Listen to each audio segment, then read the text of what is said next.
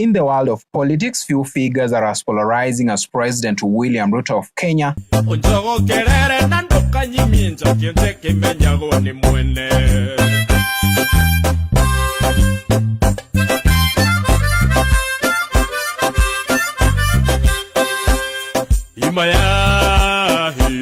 Known for his rise from humble beginnings to the highest office in the land, his journey has been marked by numerous allegations of corruption.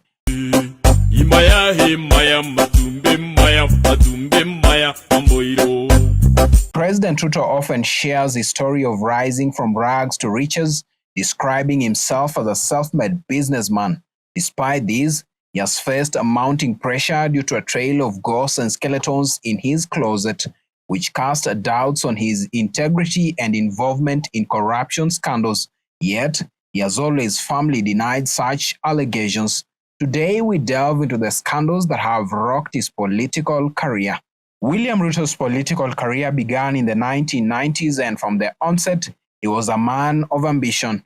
I feel I have a duty to the people who have sent me here, and I believe I will do everything possible within my ability to make sure that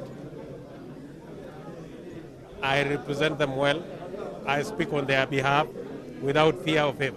But as his power grew, so did his controversies surrounding him. Ningependa kumkumbusha kwamba if Edward Ouko is given a chance, atauliza deputy president kwamba pesa yenye wewe unalipwa mshahara haina uwezo ya kuwezesha wewe deputy president kujenga nyumba ya kifahari ya 1.2 billion. Who is?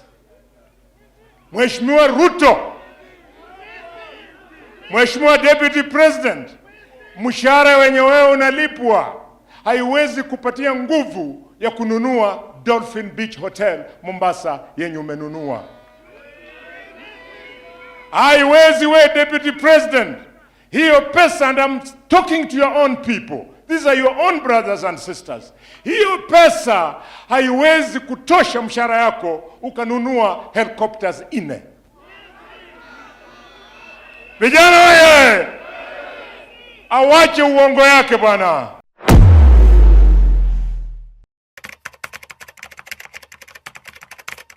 In 2009, Ruto, then serving as the Minister of Agriculture, was implicated in the maize scandal.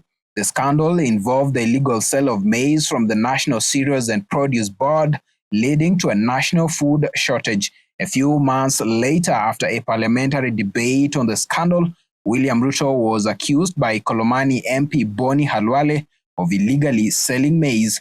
And if he thinks he's competent, Mr. Speaker, where is the maize?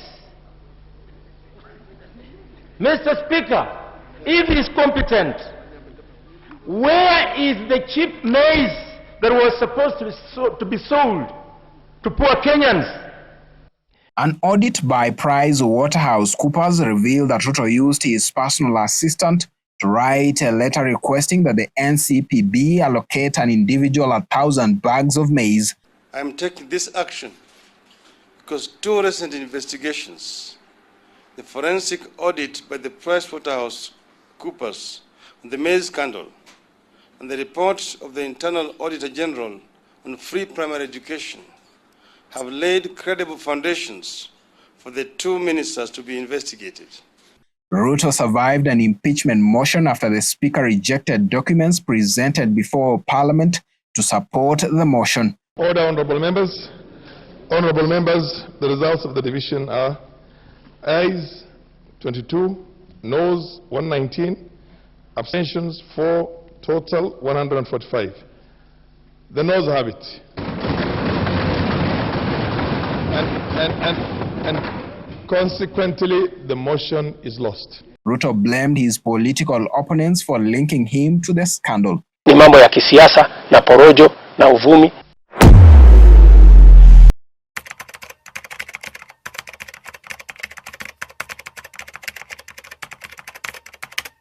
In this scandal, Ruto and 4 others faced charges over the sale of Ngong forest land to Kenya Pipeline Company for 272 million Kenya shillings. It was alleged that Ruto received 96 million Kenya shillings at various intervals during the transaction. Accusers argued that Ruto and his cohorts acquired and sold the land illegally. The charges led President Mwai Kibaki and the then-serving Prime Minister Raila Odinga to suspend Ruto from the cabinet in 2011. However, the court later acquitted him and his cohorts after a key witness failed to testify.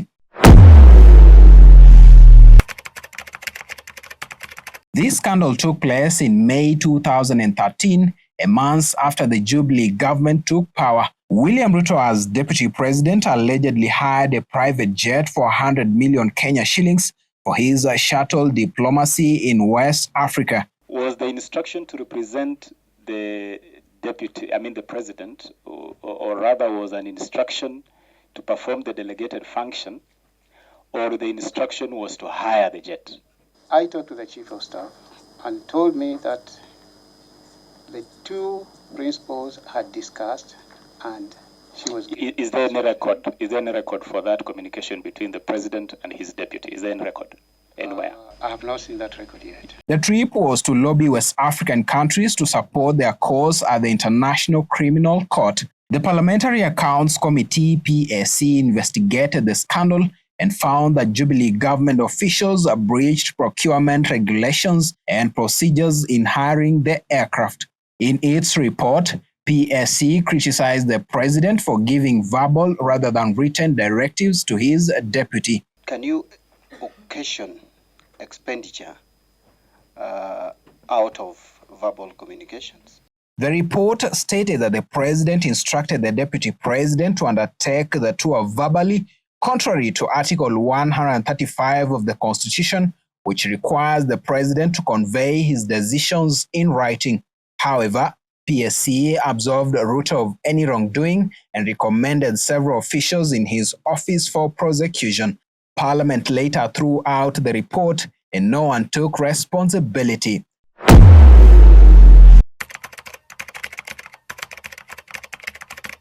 William Ruto's name prominently featured in the scandal, where some faceless developers tried to grab the Langata Primary School playground in 2015. He initially denied owning the Western Hotel, which attempted to convert the playground into a parking lot. In response, irate pupils led by a group of activists demonstrated against the land grab. They attempted to bring down a perimeter wall built around the playground, but police responded ruthlessly, tear-gassing innocent school children.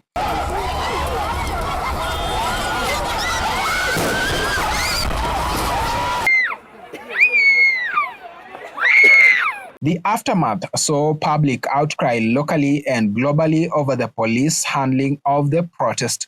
If an offense is committed, there is an extent to which the police are allowed by the law to use force to arrest and contain a situation.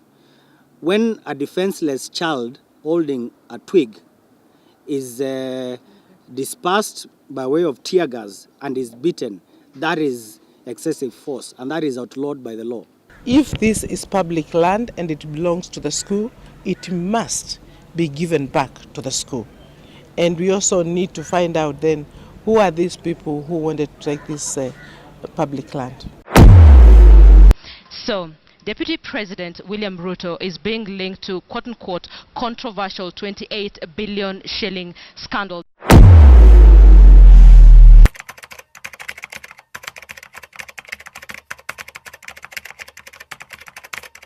A Nairobi businessman linked Ruto to a controversial 28 billion Kenya shillings deal to build a new referral hospital in Eldoret.